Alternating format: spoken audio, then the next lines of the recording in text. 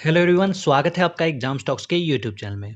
दोस्तों, IB एशियाओ exam 2017 में पूछे गए सभी जीके के प्रश्न इस वीडियो में हम लोग क्लियर करने वाले हैं। ये सभी प्रश्न आपको मदद करेगा इस एग्जाम में पूछे जाने वाले जीके के प्रश्नों के पैटर्न को समझने में। इसलिए दोस्तों वीडियो को लास्ट तक देखिएगा। अगर कोई डाउट हो तो आप कमेंट बॉक्स में पूछ सकते हैं। चलिए दोस्तों, देखते हैं पहला क्वेश्चन।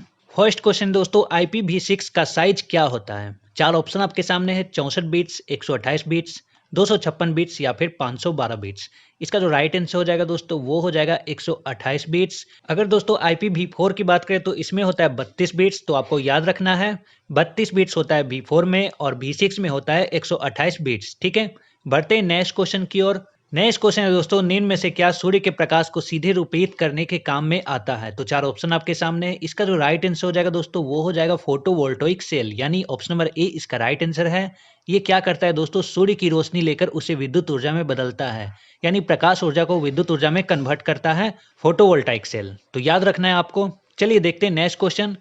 अगला क्वेश्चन दोस्तों, हस्तक्षेप के कारण प्रजातियों के विलुप्त होने का सबसे बड़ा उदाहरण क्या है? सबसे बड़ा उदाहरण है दोस्तों ऑप्शन नंबर बी, यानी डोडो, जो कि लास्ट देखा गया था दोस्तों 1681 ईस्वी में, जो मारा जा चुका है। ठीक है, तो ये क्वेश्चन पूछा गया था। नेक्स्ट क्वेश्चन देखते हैं। अगला क्वेश्चन, संविधान सभा मान्यता देता है? तो चार ऑप्शन है आपके सामने। मैं डायरेक्ट आपको आंसर बताता हूं दोस्तों। संविधान सभा मान्यता देता है धार्मिक और भाषिक अल्पसंख्यकों को। ठीक है, नेक्स्ट क्वेश्चन देखते हैं दोस्तों। उससे पहले संविधान के बारे में कुछ डिटेल जान लेते हैं। संविधान बनाने में कुल खर्च लगा था दोस्तों 64 लाख रुपए। ठीक है, और कितना समय लगा था? संविधान बनाने में समय लगा था 2 साल 11 महीने 18 दिन। ये बार बार एग्जाम में पूछा जाता है, तो आपको पता होना चाहिए। नेक्स्ट क्वेश्चन देखते हैं। किस मुगल शासक के शासनकाल में शासक प्रशासन द्वारा अधिकतम हिंदुओं को रोजगार दिया गया था? चार ऑप्शन है: हुमायूं, अकबर, शाहजहां और औरंगजेब। इसका जो राइट आंसर हो जाएगा दोस्तों वो हो जाएगा औरंगजेब। औरंगजेब के शासनकाल में हिंदुओं को रोजगार दिया गया था अधिकतम। ठीक है, औरंगजेब के बारे में कुछ बात कर लेते हैं दोस्तों।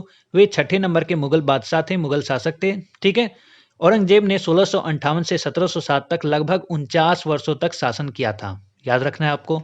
नेक्स्ट क्वेश्चन देखते हैं दोस्तों। अगला क्वेश्चन, अकबर द्वारा शुरू की गई मनसबदारी प्रथा ली गई थी, कहाँ से ली गई थी? अफगानिस्तान, तुर्की, मंगोलिया या फिर पर्सिया। इसका जो राइट आंसर हो जाएगा दोस्तों वो हो जाएगा मंगोलिया, यानी ऑप्शन नंबर सी। मनसबदारी प्रथा मुगल काल में प्रचलित थी। ठीक है, यह मूल रूप से मंगोलिया की थी। भारत में इसकी शुरुआत अकबर ने की थी। ये क्वेश्चन भी पूछा जा सकता है। ठीक है, मनसब का जो अर्थ होता है दोस्तों वो होता है पद, दर्जा या फिर ओहदा। ठीक है, अगला क्वेश्चन है दोस्तों, निम्न में से किसे दिल्ली के 8 सल्तनतों का सल्तनत का साक्षी कहा जाता है? चार ऑप्शन है आपके सामने। इसका जो राइट आंसर हो जाएगा दोस्तों वो हो जाएगा आमिर खुसरो। आमिर खुसरो को सल्तनत का साक्षी कहा जाता है। ठीक है, नेक्स्ट क्वेश्चन देखते हैं। भारत के राष्ट्रपति ने अयोध्या विवाद को किस अनुच्छेद के अंतर्गत भारतीय सुप्रीम कोर्ट में भेजा था? ठीक है, तो ये भेजा था दोस्तों आर्टिकल 143 के अंतर्गत, यानी ऑप्शन नंबर ए इसका राइट आंसर हो जाएगा। उसके बाद अगला क्वेश्चन है दोस्तों, गोपनीयता का अधिकार एक मौलिक अधिकार के रूप में अर्थ देता है? क्या चीज का अर्थ देता है दोस्तों? ऑप्शन नंबर ए है स्वतंत्रता का अधिकार, ऑप्शन नंबर बी है जीवन और निजी स्वाधीनता का अधिकार, ऑप्शन नंबर सी है समानता का अधिकार या फिर डी है शोषण के विरुद्ध अधिकार। इसका जो राइट आंसर हो जाएगा दोस्तों वो हो जाएगा जीवन और निजी स्वाधीनता का अधिकार। इसी के अंतर्गत आता है गोपनीयता का अधिकार। ठीक है, आगे बढ़ते हैं, देखते हैं अगला क्वेश्चन। संसद के 2 सत्रों के बीच का अंतराल अधिकतम नहीं होना चाहिए, यानी कितने महीनों से अधिक नहीं होना चाहिए दोस्तों? तो इसका राइट आंसर हो जाएगा 6 महीनों से अधिक का नहीं होना चाहिए। ठीक है, संसद के एक वर्ष में कुल 3 सत्र होते हैं दोस्तों। कौन कौन से सत्र? बजट सत्र, मानसून सत्र और शीतकालीन सत्र। तो ये भी आपको याद रखना है। नेक्स्ट क्वेश्चन देखते हैं। निम्न में से कौन औद्योगिक श्रमिकों के लिए उपभोक्ता मूल्य सूचकांक लाता है? कौन जारी करता है? ये पूछा गया था, तो इसका राइट आंसर हो जाएगा श्रमिक ब्यूरो, ऑप्शन नंबर सी। उसके बाद नेक्स्ट क्वेश्चन है, स्वर्ण क्रांति किससे संबंधित है? स्वर्ण क्रांति किससे संबंधित है, ये क्वेश्चन पूछा गया है। इसका आंसर बताते हैं दोस्तों। उससे पहले बता दें, अगर आप इसका पीडीएफ चाहते हैं तो लिंक डिस्क्रिप्शन में, वहां से आप पीडीएफ डाउनलोड कर सकते हैं। साथ ही साथ प्रीवियस ईयर कटअप का भी लिंक मैं दे दूंगा, वहां से जाके आप चेक कर सकते हैं। इसका राइट आंसर हो जाएगा दोस्तों ऑप्शन नंबर डी, बागवानी यानी हॉर्टिकल्चर। स्वर्ण क्रांति इसी से संबंधित है। दोस्तों डिटेल की बात करें तो 1991 से 2003 के बीच की अवधि को भारत में स्वर्ण क्रांति का काल के रूप में जाना जाता है। ठीक है, स्वर्ण क्रांति शहद और बागवानी से संबंधित है, तो यहाँ पे ऑप्शन में बागवानी था, तो इसलिए हम बागवानी को टिक करेंगे। अगर शहद रहता तो हम शहद पे टिक करते हैं। ठीक है, नेक्स्ट क्वेश्चन देखते हैं। जीएसटी के संबंध में निम्न कथनों पर विचार करें। तो पहला जो कथन दोस्तों, व्यापक प्रभाव को कम करता है, यह एक अप्रत्यक्ष व्यापक कर है।